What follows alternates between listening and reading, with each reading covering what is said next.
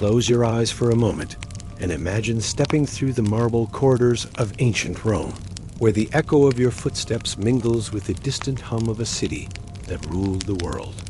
In this vast empire of conquest and commerce, of senators and slaves, there existed a small group of women who held a power unlike any other, not through birth, not through marriage, but through sacred duty and eternal flame.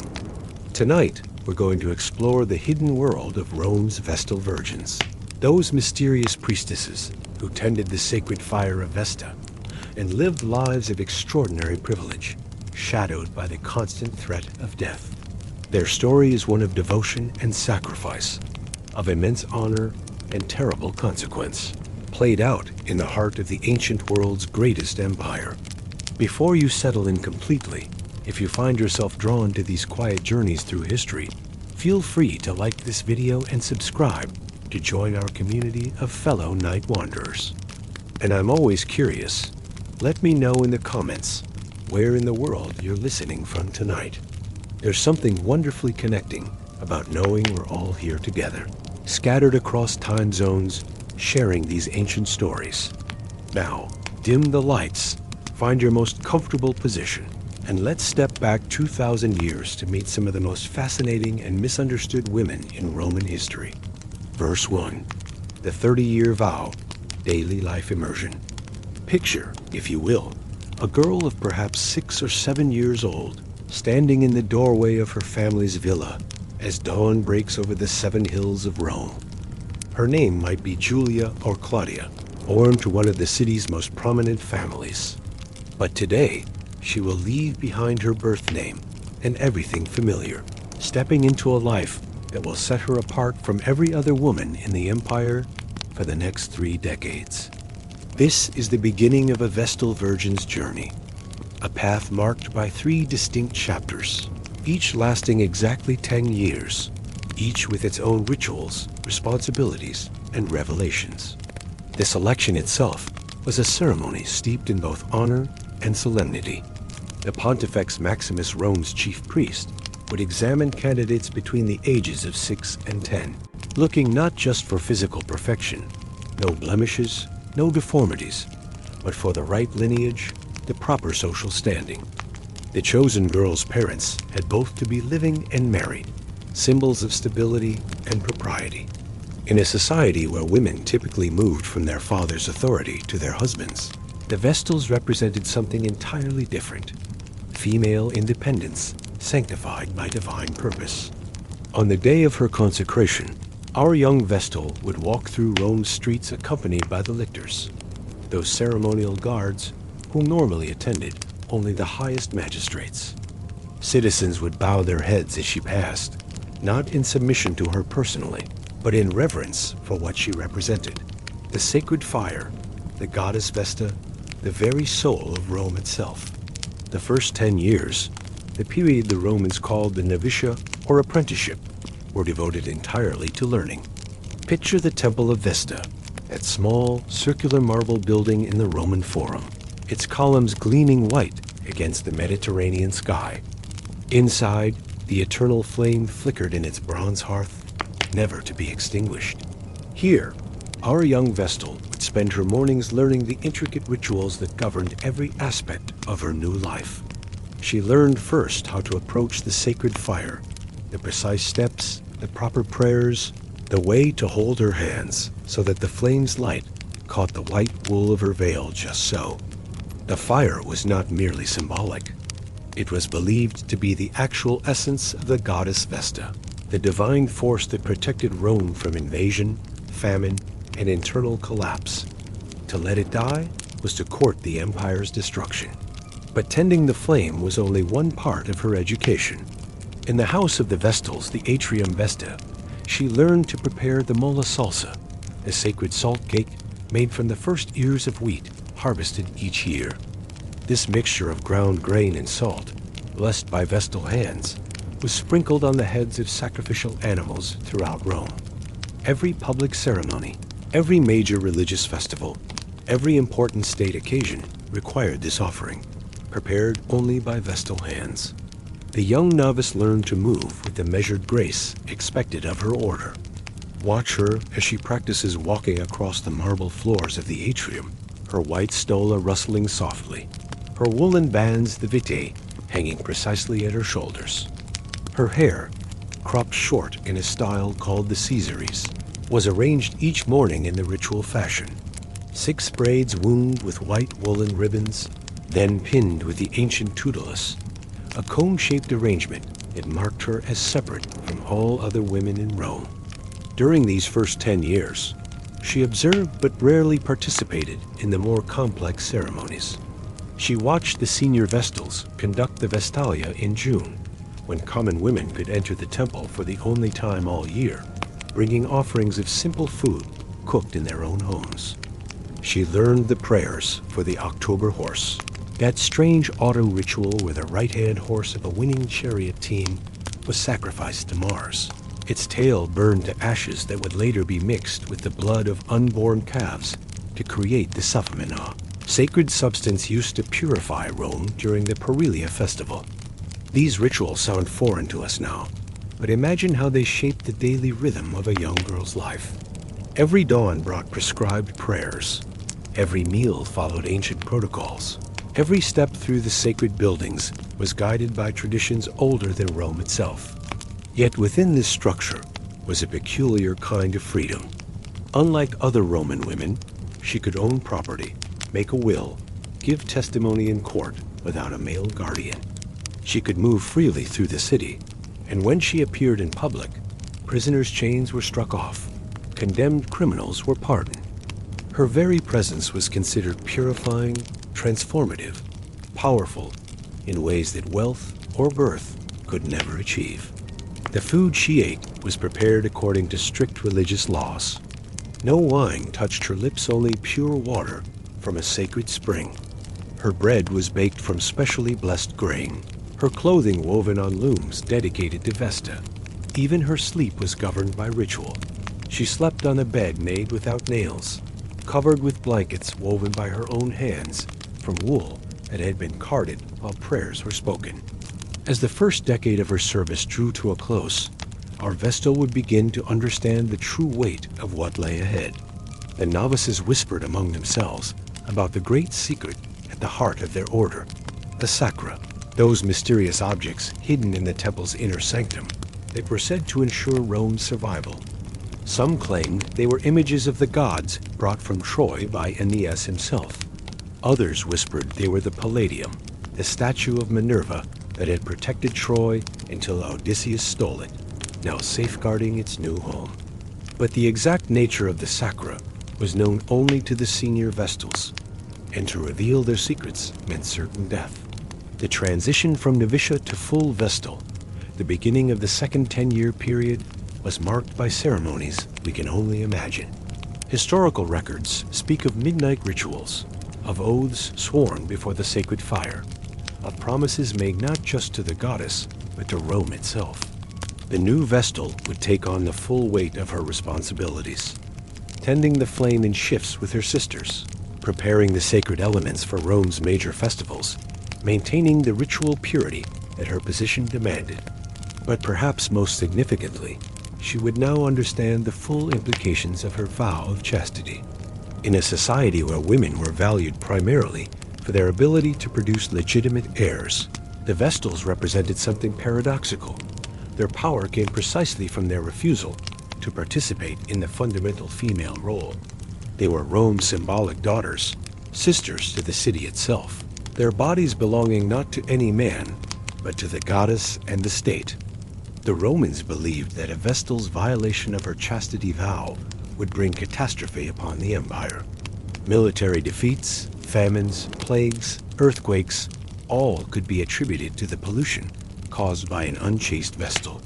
When such accusations arose, the punishment was swift and terrible. The guilty Vestal was buried alive in a small underground chamber, sealed with only a bed, a lamp, and a small amount of food technically not executed, since it was forbidden to spill the blood of a priestess, but left to die slowly in the darkness beneath the Campus Salaris, the field of wickedness. This threat hung over every Vestal throughout her service, but especially during those middle 10 years when she was fully active in her duties. The slightest rumor, the smallest breach of protocol, could bring investigation and accusation. Yet most Vestals lived their full 30 years without incident, honored and respected, their daily lives a careful balance of sacred duty and extraordinary privilege. Imagine her daily routine during these active years. Rising before dawn to tend the sacred fire, checking that its flames burn clear and bright. The morning prayers, spoken in the ancient formulaic Latin that had been passed down through generations of priestesses. The careful preparation of the day's ritual requirements, perhaps grinding grain for the mola salsa, or checking the sacred water springs that fed the temple, or overseeing the complex ceremonies required for one of Rome's many religious festivals. In the afternoon, she might walk through the city on official business, her presence instantly recognizable by her distinctive dress and the respectful bowing of citizens as she passed. She could attend the theater, visit the baths, conduct business in the forum, all activities that would require male guardianship for other women. Yet she was never truly alone. Always, the weight of her vows and the consciousness of her sacred nature shaped every interaction, every decision, every moment of her day. The third 10-year period brought different responsibilities, teaching the new novices, passing on the ancient knowledge, preparing the next generation to carry forward the sacred traditions. By now, she was one of Rome's most experienced religious figures, consulted on matters of ritual and tradition, respected for her wisdom as much as her piety.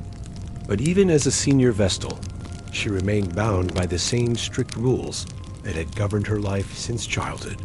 The sacred fire still demanded its daily attention. The goddess still required her absolute devotion, and the threat of punishment for any violation of her vows remained as real as ever. Only when her 30 years were complete would she be free to choose a different path. But by then, the temple and its rituals had become so much a part of her identity that few Vestals ever truly left the sacred life behind. As we follow this imagined Vestal through her decades of service, we begin to understand how the daily rhythms of ritual and responsibility created not just a priestess, but a uniquely powerful woman in a world where female power was typically invisible, exercised only through influence over fathers, husbands, and sons. The Vestals stood apart, their authority direct and divine, their lives a fascinating paradox of restriction and freedom, devotion and independence, service and power. Verse 2. The trial of a Vestal. The morning mist clung to the marble steps of the Curia. Julia, as Rome's senators, gathered for what would become one of the most solemn proceedings in the empire's history. It was the year 113 CE, during the reign of the Emperor Trajan, and whispers had been circulating through the city's narrow streets for weeks. A Vestal Virgin, one of the sacred six, stood accused of the most heinous crime imaginable, crimen incesti, the violation of her sacred vow of chastity. Her name was Cornelia, and she had served faithfully for nearly 20 years. She was no novice, no young woman overwhelmed by the weight of her vows, but a mature priestess who had guided younger Vestals through their own sacred duties. Yet here she stood, her white robes somehow seeming less pristine in the gray dawn light, waiting to learn whether she would live to see another sunrise.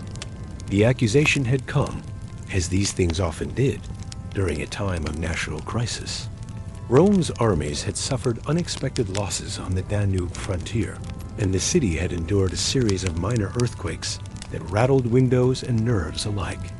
When the people looked for explanations, when they sought someone to blame for the gods' apparent displeasure, their eyes inevitably turned to the Vestals. For if the sacred fire burned impurely, if the priestesses themselves were polluted, then Rome's divine protection was compromised. The process that brought Cornelia to this moment had unfolded with the measured gravity that Roman law demanded.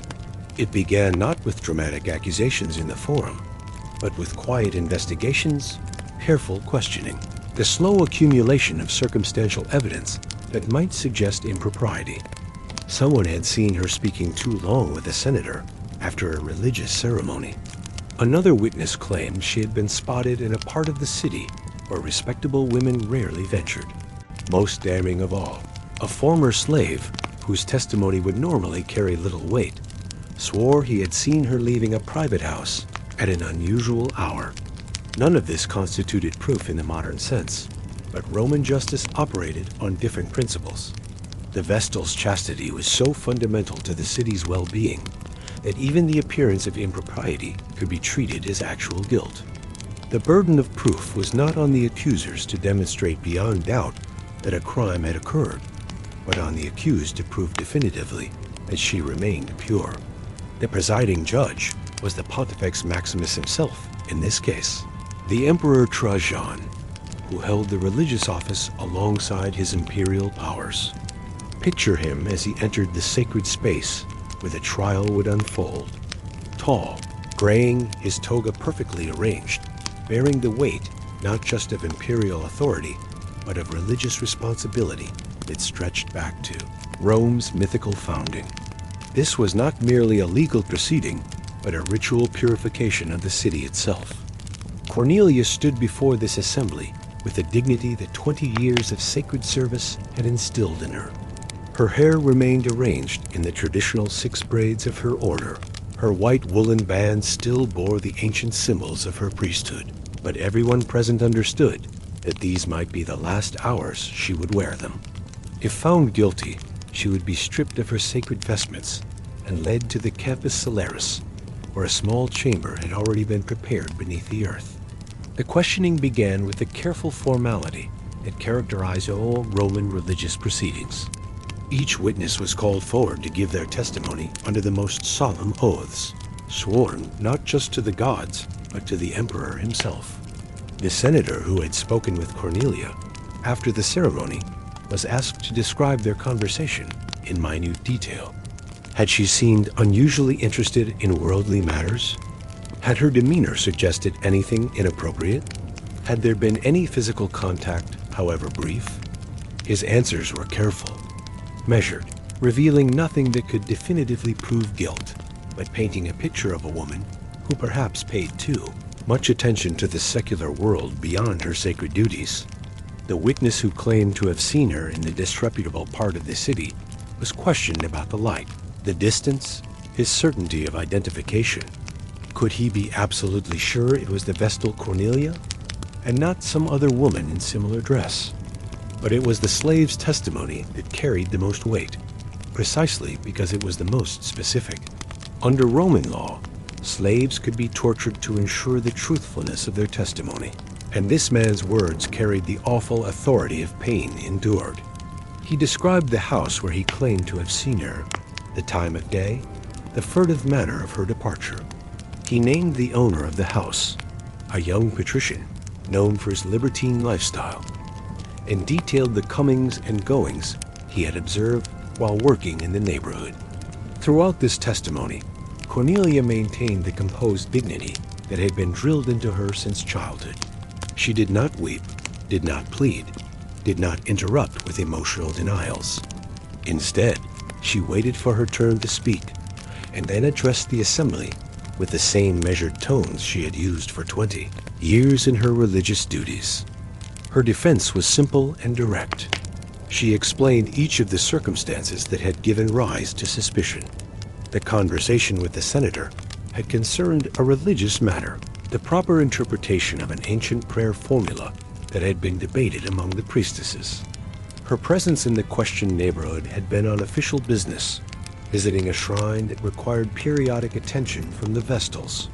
As for the slave's testimony about the private house, she could offer no explanation except to deny that she had ever been there. But Roman law, particularly in matters touching on sacred obligations, was not primarily concerned with establishing facts in the way we might understand them today.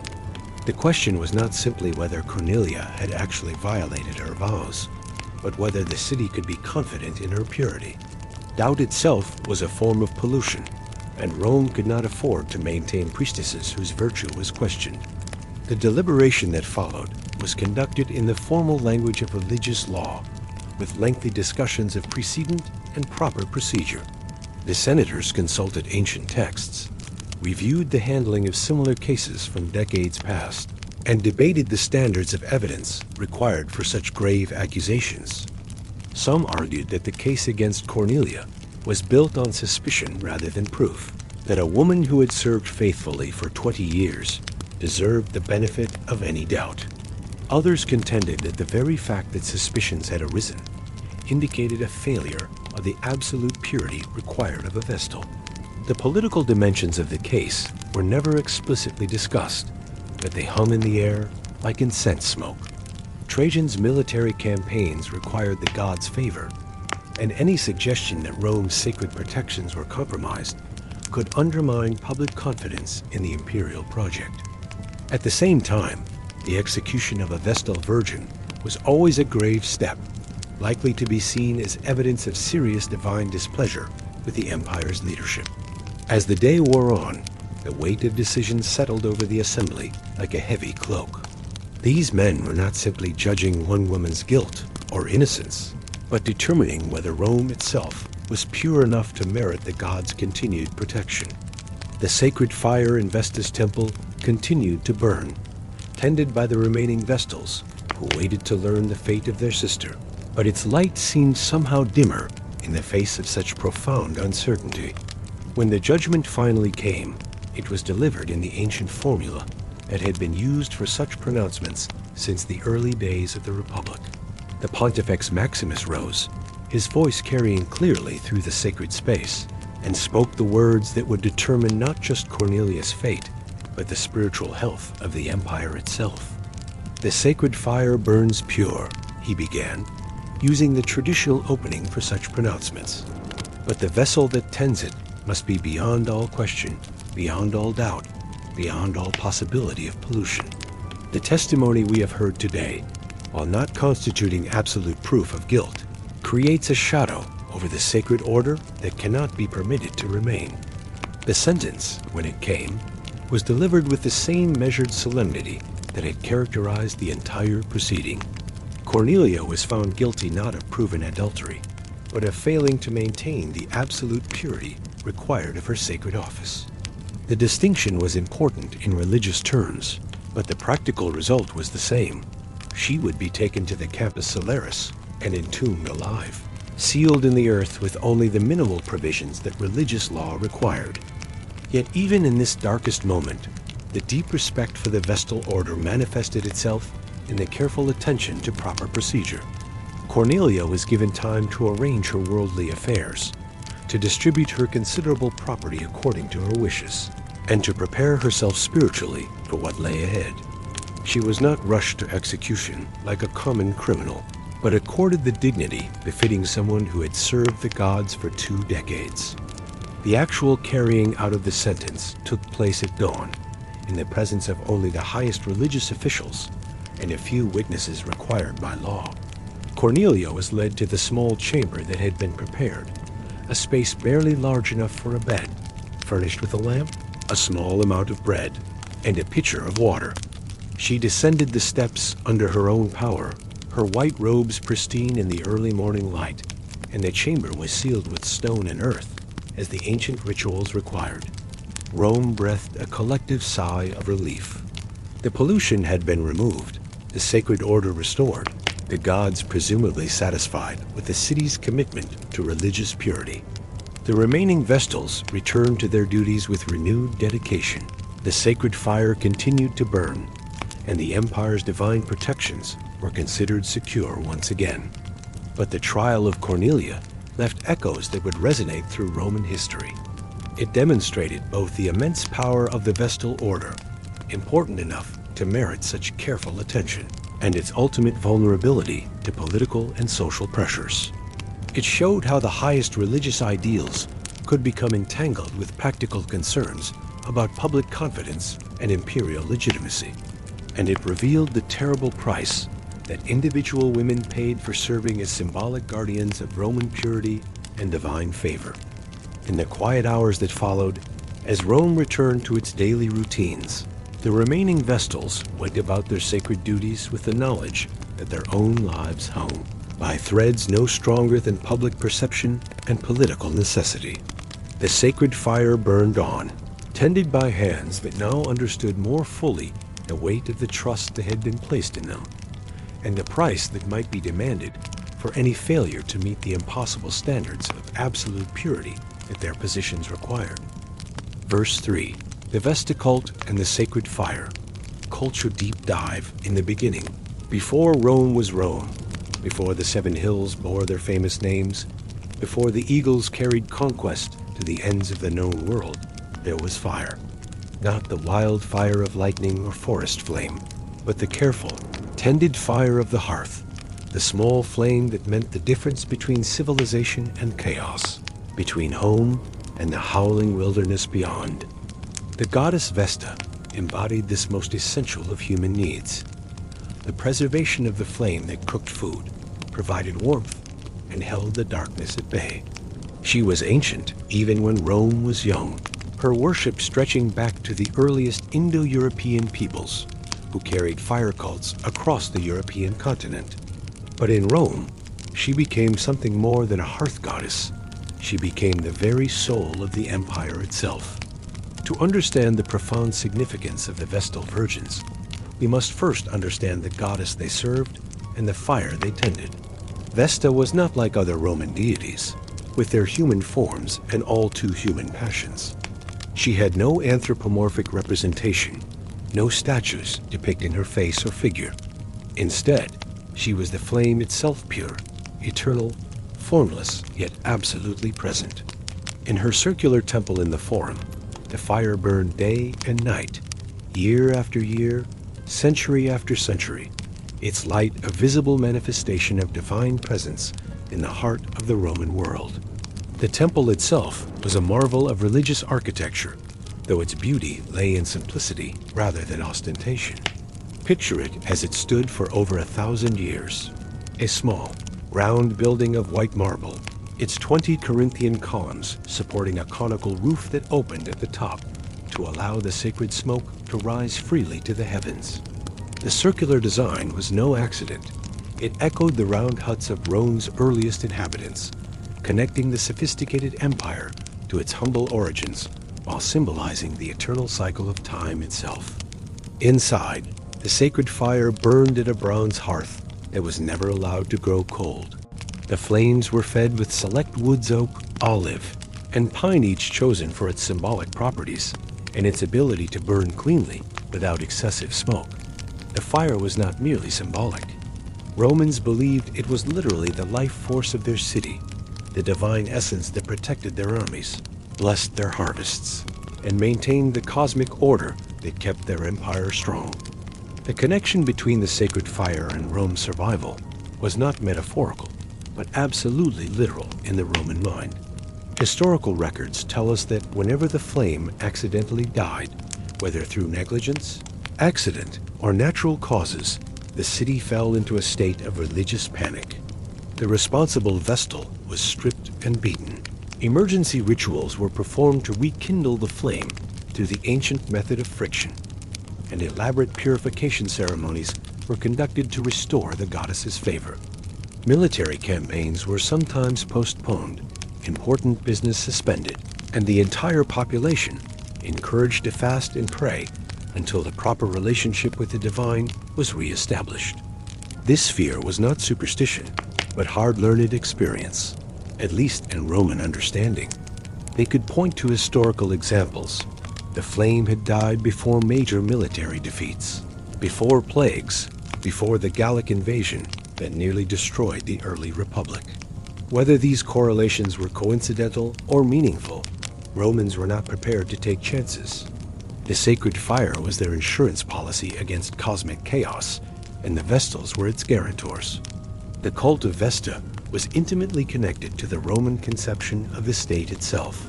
Unlike the gods of other cities, who might be conquered and carried away, Vesta was tied to the very soil of Rome. Her fire could not be transplanted. Her worship could not be transferred. She was the divine anchor that kept the city spiritually grounded, the sacred center around which the entire empire revolved. When Romans said Rome is eternal, They meant it literally. As long as Vesta's fire burned, the city would endure. The daily rituals surrounding the sacred fire were elaborate and precise, passed down through generations of Vestals with the kind of attention to detail that modern people might find obsessive.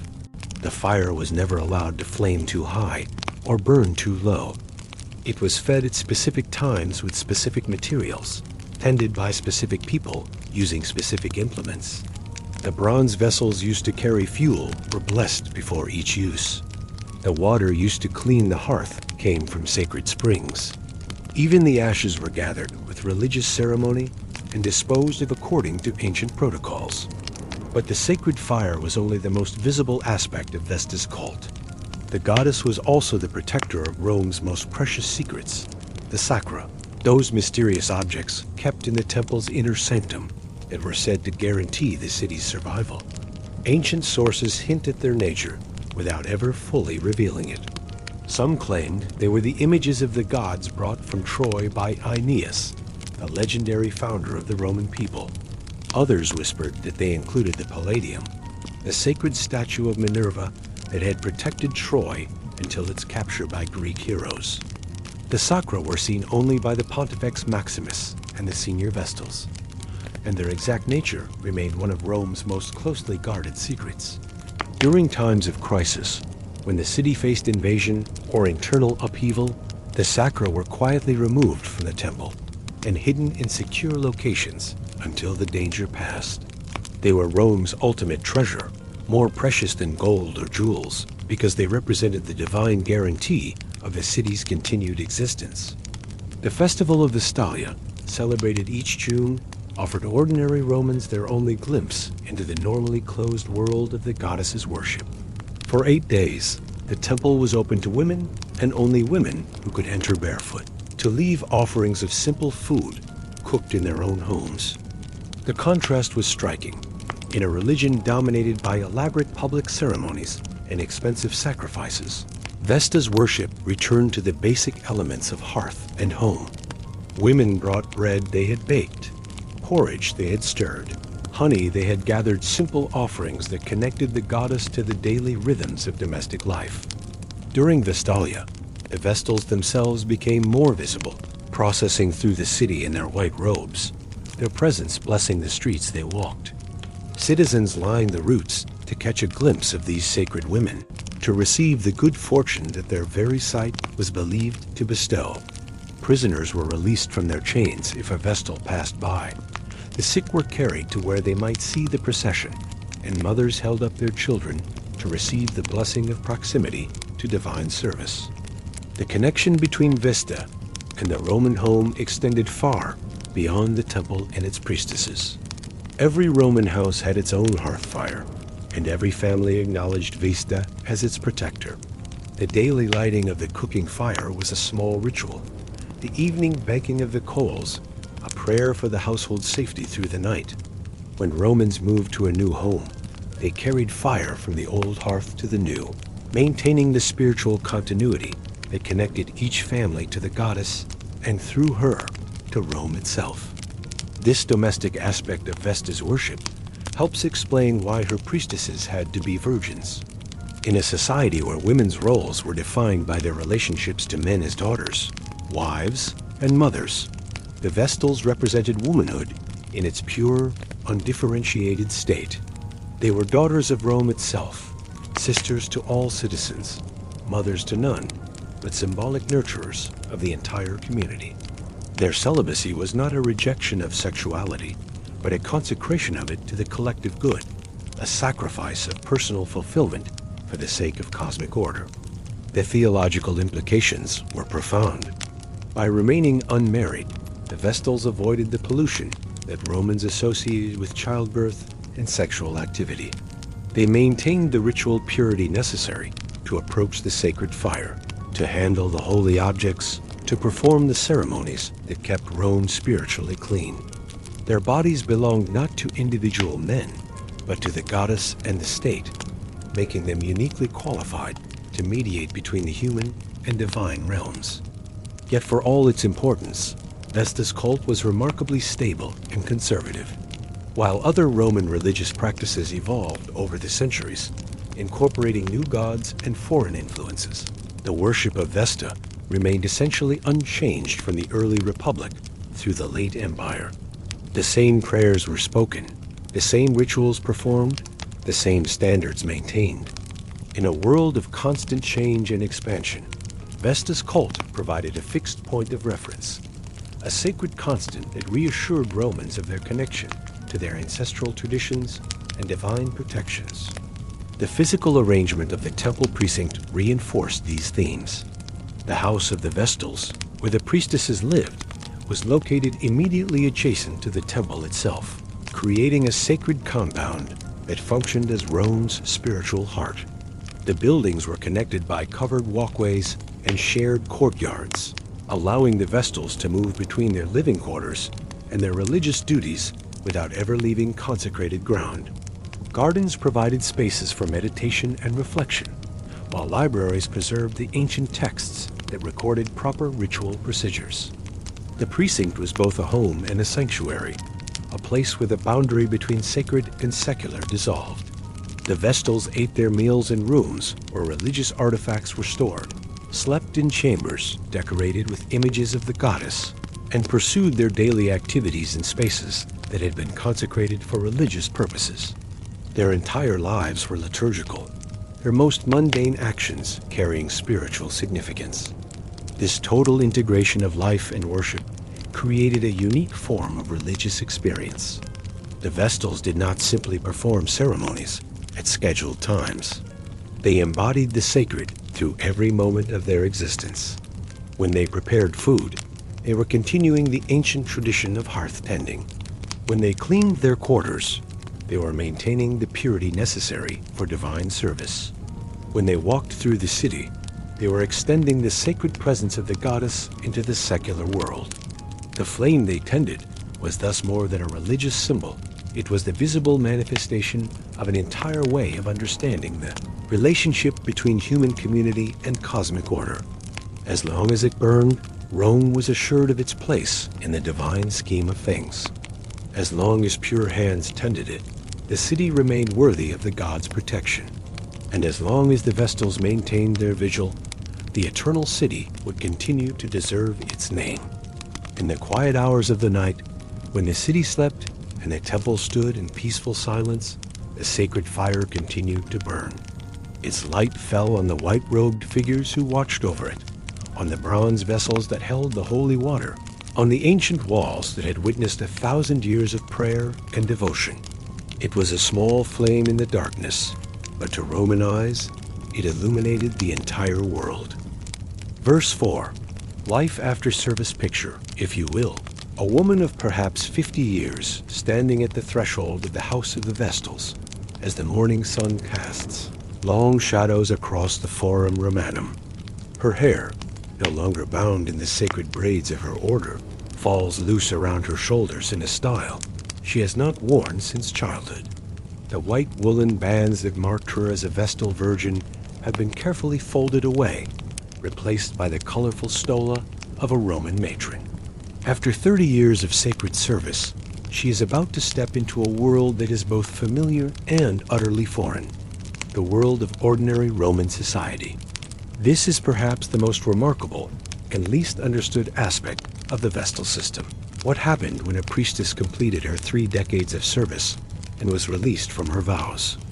Unlike nuns in later Christian traditions, who typically remained in religious life until death, the Vestals were always intended to serve for a specific period before returning to secular society. But returning to what, exactly? And as who? The legal transformation that occurred at the end of a Vestal service was unprecedented in Roman law.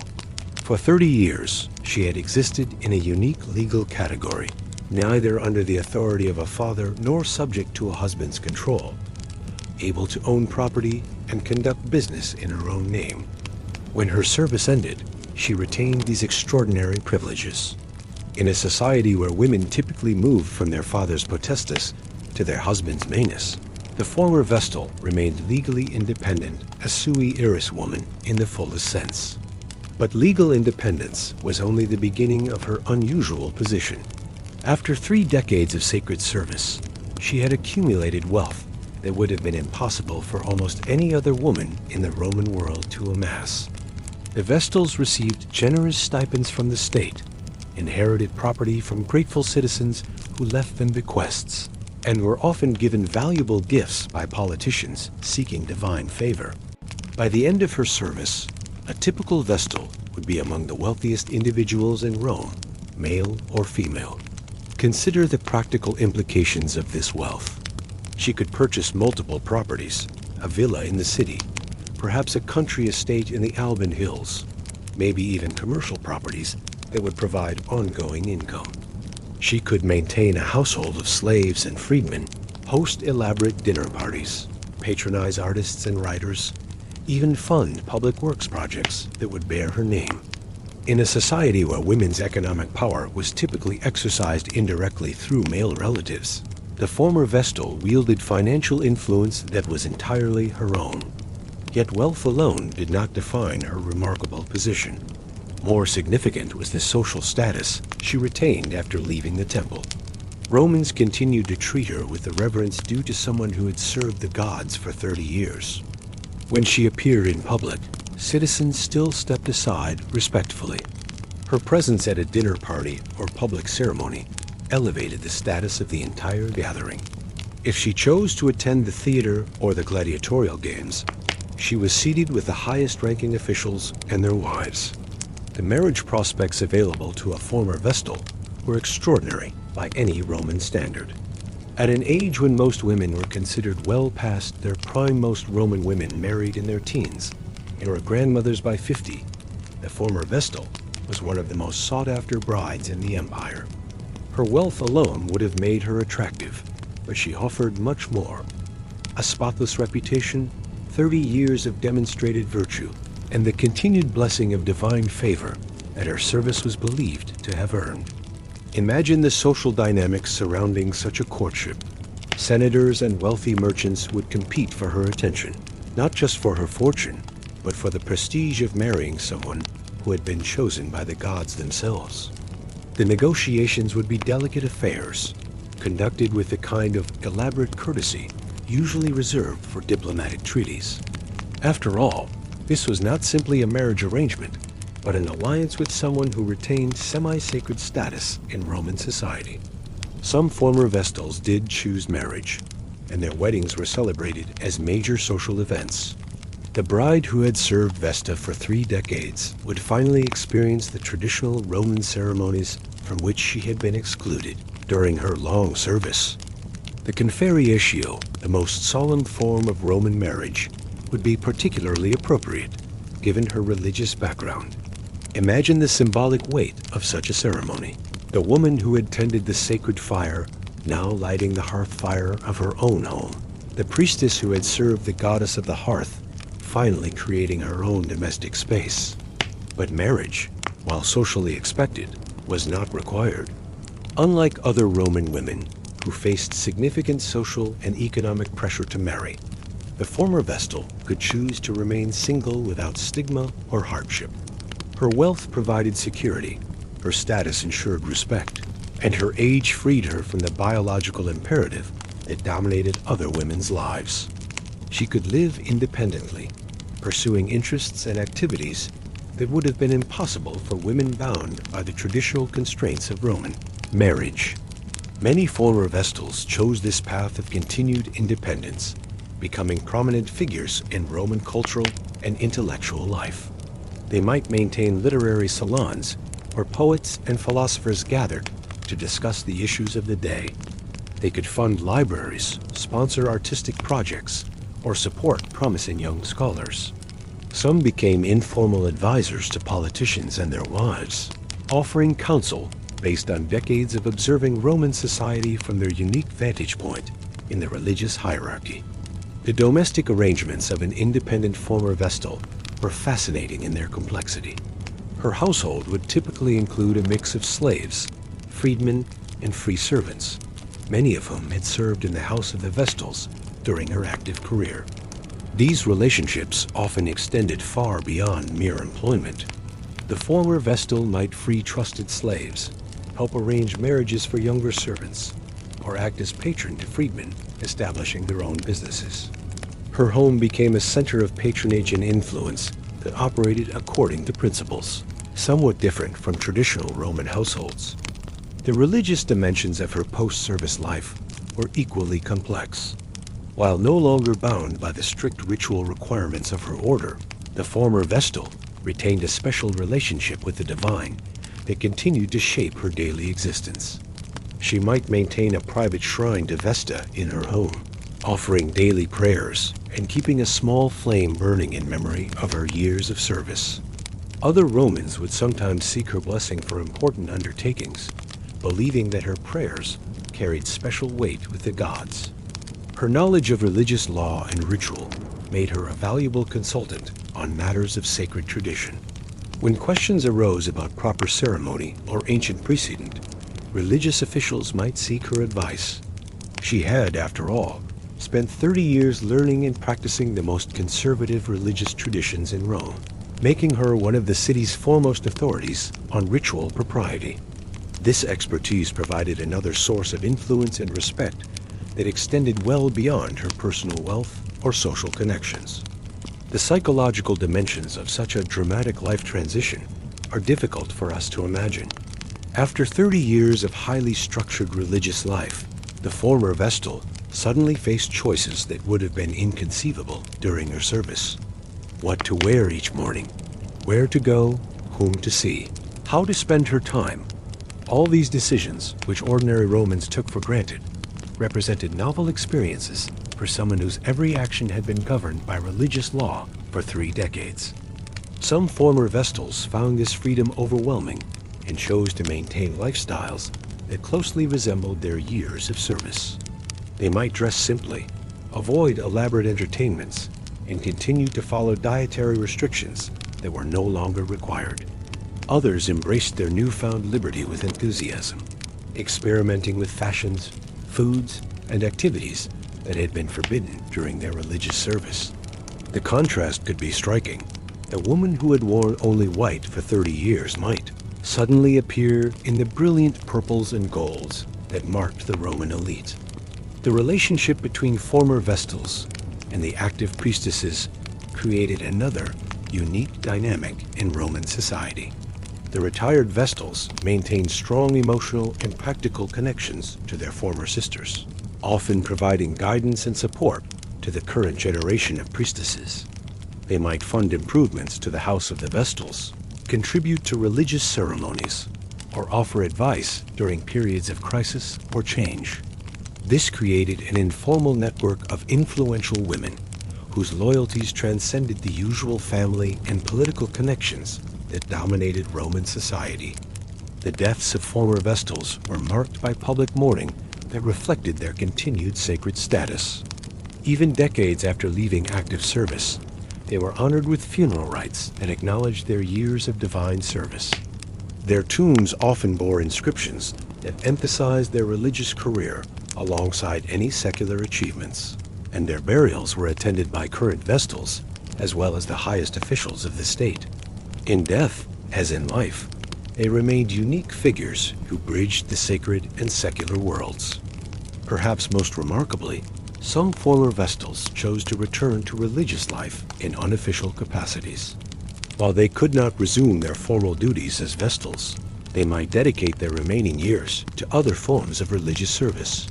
They could fund and maintain smaller temples, support mystery cults, or patronize foreign religious traditions that were gaining popularity in cosmopolitan Rome. Their wealth and status made them powerful advocates for religious innovation and diversity. The example of the former Vestals challenged conventional Roman assumptions about women's roles and capabilities. Here were women who had demonstrated their ability to manage complex responsibilities, accumulate significant wealth, and wield real influence in society. Their success in post-service life provided a model of female independence and achievement that, while exceptional, proved that such alternatives were possible within Roman society. As the sun sets over the 7 hills and our imagined former Vestal settles into her evening routine in her own private villa, we can appreciate the extraordinary nature of her position. She represents something unique in the ancient world. A woman who had served the gods, accumulated power and wealth in her own right, and created a life that was entirely her own. In a society that typically defined women by their relationships to men, she stood as an example of what female independence could achieve when supported by religious authority and social respect. The sacred fire she had tended for 30 years continued to burn in the temple, now in the care of younger hands. But the flame she had carried within herself, the knowledge, the dignity, the strength developed through decades of sacred service continued to illuminate her path through this final chapter of her remarkable life. She was no longer a Vestal Virgin, but she remained something perhaps even more extraordinary. A woman who had chosen her own destiny and lived it on her own terms. Conclusion. And so we reach the end of our quiet journey through the hidden world of Rome's Vestal Virgins, those remarkable women who lived at the intersection of the sacred and the secular, the eternal and the temporal. We have walked with them through their 30 years of service, witnessed the solemn weight of their trials, explored the profound spiritual significance of the flame they tended, and glimpsed the extraordinary freedom that awaited them when their service was complete. In many ways, their story is uniquely Roman, bound up with the specific religious beliefs, legal structures, and social arrangements of their civilization. Yet in other ways, it speaks to timeless questions about the nature of devotion, sacrifice, and the price of serving something greater than oneself. The Vestals chose, or had chosen to them, a path that set them apart from the ordinary rhythms of human life, and in doing so, they created a legacy that outlasted the empire they served. The sacred fire of Vesta was finally extinguished in the late 4th century, when Christian emperors closed the ancient temples and disbanded the pagan priesthoods. But something of what those women represented endures: the possibility of lives dedicated to transcendent purpose, the power that comes from absolute commitment to an ideal, and the quiet strength that emerges from decades of faithful service to something beyond personal ambition or desire. As you drift toward sleep tonight, perhaps you can carry with you some echo of their world, the marble corridors where their footsteps once echoed, the sacred flame that burned for over 1,000 years, the dignity with which they bore their extraordinary responsibilities. In the darkness of your room, in the quiet of the night, something of their ancient vigil continues, a reminder that some lights are meant to burn not for a moment or a season, but for as long as there are hands willing to tend them and hearts brave enough to guard their flame. Rest well, knowing that somewhere in the turning of time, their story continues to flicker like candlelight against the darkness, illuminating the remarkable lives of women who chose to serve the eternal rather than the temporary, who found their freedom in devotion, and who discovered their power in sacrifice. The sacred fire may have died, but the light they carried within themselves burns on, quiet and steady, a small flame of remembrance in the vast night of history.